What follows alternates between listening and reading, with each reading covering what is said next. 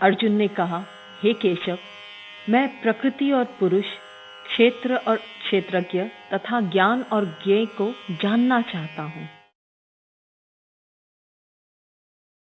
श्री भगवान ने कहा, हे कौन्तेय, यह शरीर क्षेत्र कहा जाता है और इसको जो जानता है उसे तत्वज्ञ जन क्षेत्रज्ञ कहते हैं।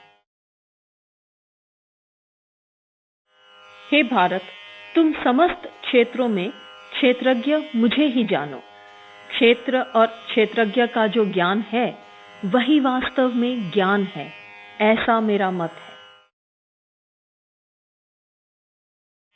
इसलिए वह क्षेत्र जो है और जैसा है तथा जिन विकारों वाला है और जिस कारण से जो कार्य हुआ है, तथा वह क्षेत्रज्ञ भी जो है और जिस प्रभाव वाला है, वह संक्षेप में मुझसे सुनो।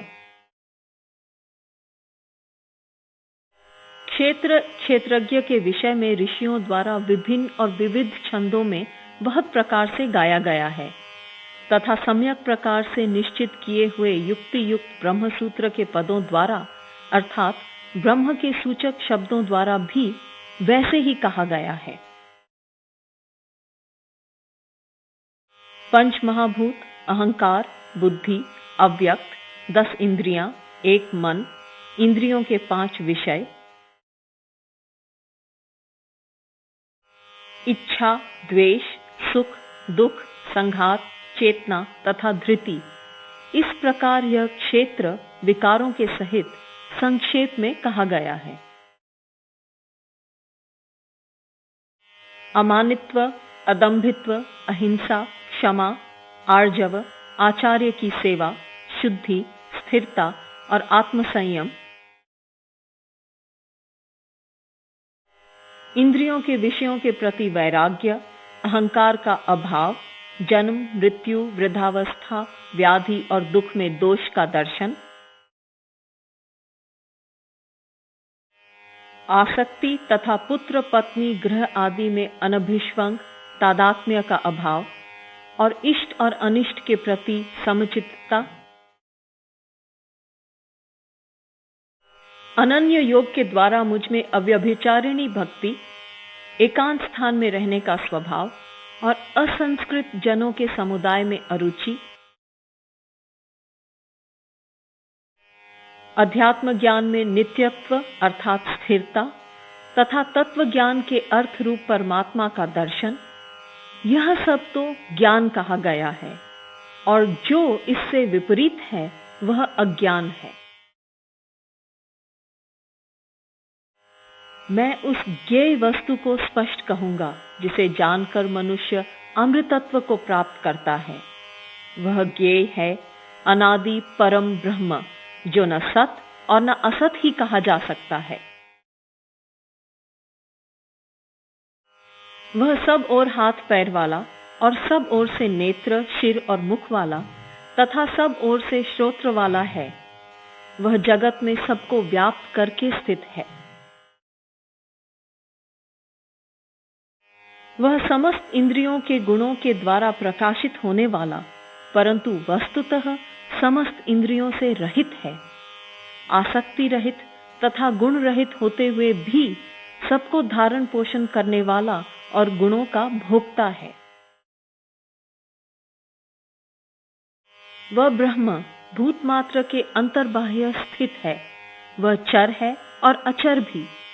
सूक्ष्म होने से वह अविज्ञेय है। वह सुदूर और अत्यंत समीपस्थ भी है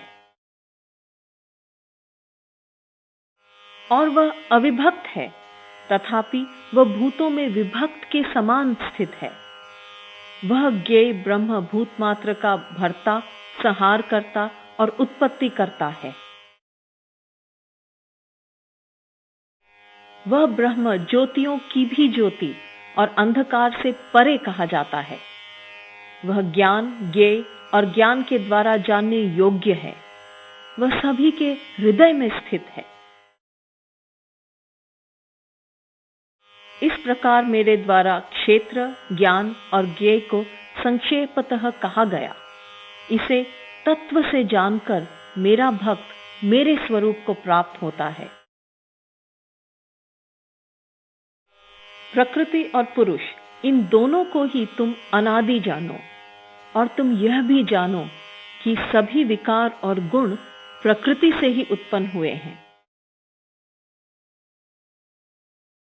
कार्य और कारण के उत्पन्न करने में हेतु प्रकृति कही जाती है, और पुरुष सुख दुख के भोक्तृत्व में हेतु कहा जाता है।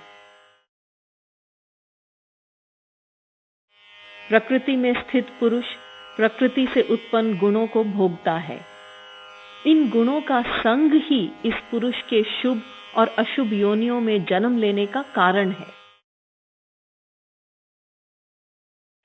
परम पुरुष ही इस देह में उपद्रष्टा, अनुमंता, भर्ता, भोक्ता, महेश्वर और परमात्मा कहा जाता है।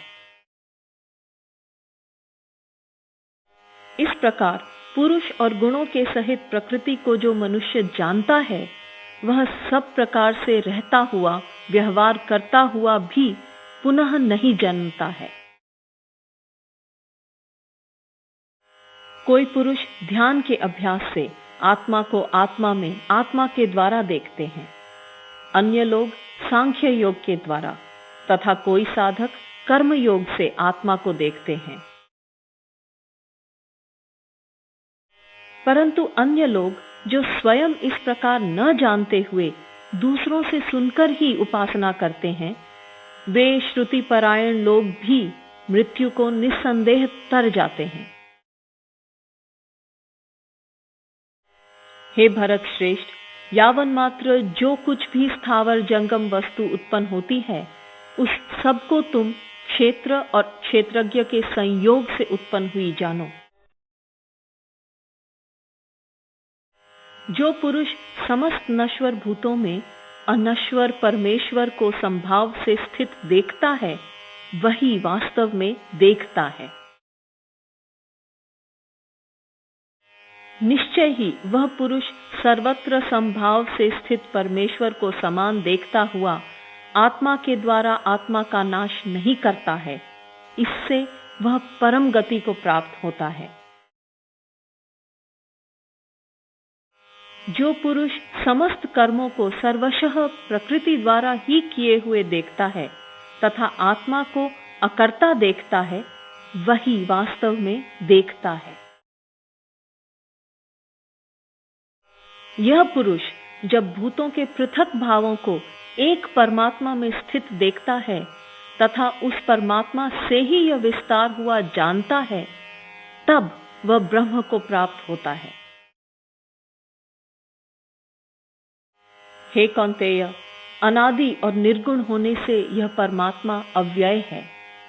शरीर में स्थित हुआ भी वस्तुतः वह न कर्म करता है और न फलों से लिप्त होता है। जिस प्रकार सर्वगत आकाश सूक्ष्म होने के कारण लिप्त नहीं होता, उसी प्रकार सर्वत्र देह में स्थित आत्मा लिप्त नहीं होता। हे भारत, जिस प्रकार एक ही सूर्य इस संपूर्ण लोक को प्रकाशित करता है, उसी प्रकार एक ही क्षेत्री संपूर्ण क्षेत्र को प्रकाशित करता है। इस प्रकार जो पुरुष ज्ञान चक्षु के द्वारा क्षेत्र और क्षेत्रज्ञ के भेद को तथा प्रकृति के विकारों से मोक्ष को जानते हैं, वे परम ब्रह्म को प्राप्त होते हैं।